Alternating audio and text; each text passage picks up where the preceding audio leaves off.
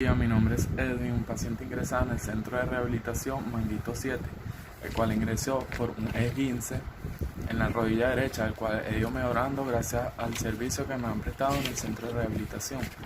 De verdad me gustaría que siguieran con el buen trabajo para que puedan ayudar a muchas más personas como lo hicieron conmigo.